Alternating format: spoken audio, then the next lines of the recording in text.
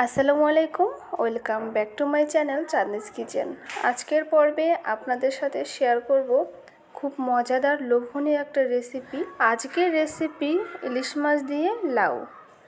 এই রেসিপিটি অনেক স্বাদের, সবচেয়ে বেশি ভালো লাগে গরমকালে। এখন যেহেতু প্রচণ্ড গরম, তাই অবশ্যই সবাই চেষ্টা করবেন লাউ খাওয়ার জন্য। লাউ কিন্তু খুব ঠান্ডা, লাউ খেলে কিন্তু আপনাদের খুব ভালো হবে, শরীরের জন্য কিন্তু খুবই উপকারী এই লাউ। প্রথমেই আপনাদের কাছে আমার একটা অনুরোধ, রিকোয়েস্ট, আমার প্রিয় কলিজার ভাই ও বোনেরা, দয়া করে আমার ভিডিওটিকেও স্কিপ করে দেখবেন না, সবাই ফুল ভিডিও দেখে নেবেন। প্রথমেই একটা লাইক দিয়ে দিবেন।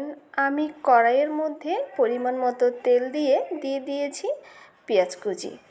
পেঁয়াজটা আমি খুব ভালোভাবে একটু ভেজে নিব। তো অবশ্যই বেশি পেঁয়াজ দেওয়ার প্রয়োজন নেই। তো পেঁয়াজটা যেহেতু হালকা ভেজে নিয়েছি, এখন আমি দিয়ে দিলাম 1 টেবিল চামচ আদা রসুন বাটা, 1/2 টেবিল চামচ জিরা বাটা, 1/2 টেবিল চামচ মরিচের গুঁড়া আর 1/2 টেবিল চামচ হলুদের গুঁড়া। আপনারা অবশ্যই এই রেসিপিটির মধ্যে মশলাটা কম ব্যবহার করবেন, এতে কিন্তু দারুণ হবে। লাউয়ের মধ্যে কিন্তু কারি হলুদের গুঁড়া আর মরিচের গুঁড়া দিতে যাবেন না। লাউটা যেন একটু সাদাটে সাদাটে ভাব থাকে, ওভাবে কিন্তু রান্না করবেন। এই কারণে কিন্তু আমি একটা লাউয়ের মধ্যে 1 টেবিল চামচ নয়, আমি 1/2 টেবিল চামচ কিন্তু সব মশলা ইউজ করেছি। সব মশলাগুলো ভালোভাবে কষিয়ে নিচ্ছি। তো কষানো হয়ে গিয়েছে, আমি দিয়ে দিলাম 2টা মাথা ইলিশ মাছের, 2টা লেজ আর 1 টুকরা ইলিশ মাছ। আপনারা চাইলে কিন্তু সম্পূর্ণ মাছ দিয়েও রান্না করতে পারেন, আমি কিন্তু মাথার লেজ দোনোটাই ব্যবহার করেছি। তো এখন একটু পানি দিয়ে মাছগুলো খুব ভালোভাবে কষিয়ে নিব। একটু ঢাকনা দিয়ে ঢেকে দিচ্ছি যেন মাছগুলো তাড়াতাড়ি সিদ্ধ হয়ে যায়। তো মাছগুলো কিন্তু কষানো হয়ে গিয়েছে, এখন আমি দিয়ে দিব লাউ। লাউ কিন্তু কেটে ধুয়ে পরিষ্কার করে রেখেছি। আর অবশ্যই যখন লাউ কিনবেন, লাউটা কিন্তু টাটকা কেনার চেষ্টা করবেন।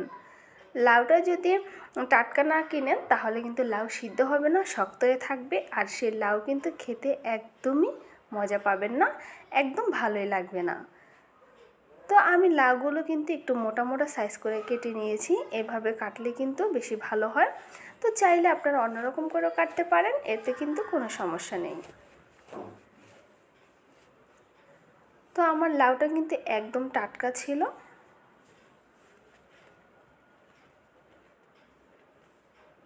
এখন আমি দিয়ে দিলাম কাঁচামরিচ।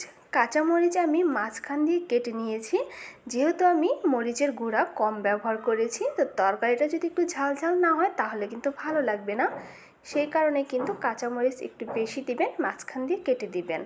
তো আমি এই পানি দিয়ে দিলাম পরিমাণ মতো, যেন এই লাউ সিদ্ধ হয়ে যায়। আমার পুরো রান্নাটা যেন এই পানি দিয়ে শেষ হয়, আমি কিন্তু এই লাউয়ের মধ্যে আর কোনো পানি দিব না। তো আপনারা ওভাবেই পানি দিয়ে দিবেন। তো দেখুন বলক এসেছে, এখন কিন্তু লাউগুলো আমি উল্টে পাল্টে দিব। যেহেতু আমার কড়াইটা ছোট হয়ে গিয়েছে, সে হয়তো নাড়তে একটু কষ্ট হচ্ছে। আপনারা বড় কড়াই বসাবেন, এতে কিন্তু নাড়াচাড়া করতে অনেক ভালো হবে। অনেক কষ্ট আর অনেক ব্যস্ততার মধ্য দিয়ে আপনাদের সাথে আমি রান্নার ভিডিও শেয়ার করি, দয়া করে সবাই আমাকে সাপোর্ট করবেন প্লিজ।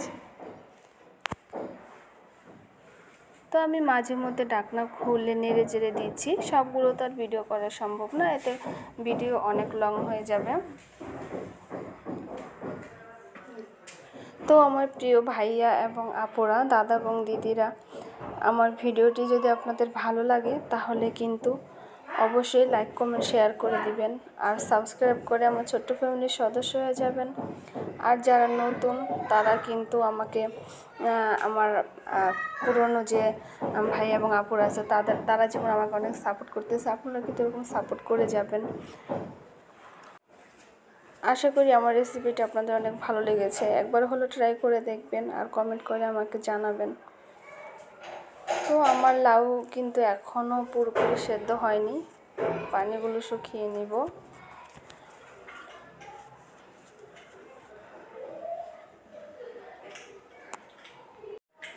আর এই লাউ রেসিপিতে অবশ্যই কিন্তু ধনিয়া পাতাটা একটু বেশি দিবেন, ধনিয়া পাতা বেশি দেওয়ার কারণে কিন্তু আপনার লাউয়ের স্বাদ দ্বিগুণ বেড়ে যাবে।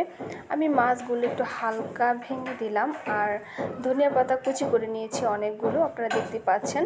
তো সবগুলো ধনিয়া পাতা কিন্তু আমি দিয়ে দিচ্ছি। আমার ভিডিও এবং কাজের মধ্যে কথার মধ্যে যদি কোনো ভুল ত্রুটি হয়ে থাকে তাহলে অবশ্যই সবাই ক্ষমার দৃষ্টিতে দেখবেন।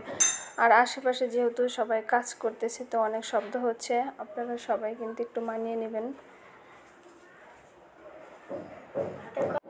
ধনিয়া পাতা দেওয়ার পরে আবারও আমি একটু নেড়ে চেড়ে দিলাম। তো আরেকটু পানি শুকিয়ে নিলে কিন্তু আমার রেসিপিটা কমপ্লিট হয়ে যাবে। তো মানসিকভাবে অনেক অসুস্থ, তারপরও আপনাদের মাঝে আসলাম নতুন একটা রেসিপি নিয়ে, শুধু আপনাদের ভালোবাসার সাপোর্ট পাওয়ার জন্য। আপনাদের ভালোবাসার সাপোর্ট নিয়ে অনেক দূরে এগিয়ে যেতে চাই, অসহায় এতিম ভাই বোনদের পাশে দাঁড়াতে চাই। প্লিজ সব আমাকে একটু সাপোর্ট করবেন। তো অবশেষে ফাইনালি রেসিপিটা এরকম হয়েছে, আপনারা দেখতেই পাচ্ছেন। একটু সাদাটে ভাব, অনেক মশলা, কারিগরি মশলা ভরা যে ওরকম দেখা যাচ্ছে না। তো আজকের মতো এখানেই বিদায়, দেখা হবে পরে কোনো নতুন ভিডিও নিয়ে। সে পর্যন্ত সবাই ভালো থাকবেন, সবাই আমার জন্য দোয়া করবেন। আর অবশ্যই আমি তো আপনাদের জন্য দোয়া অবশ্যই করি, অনেক অনেক দোয়া করি।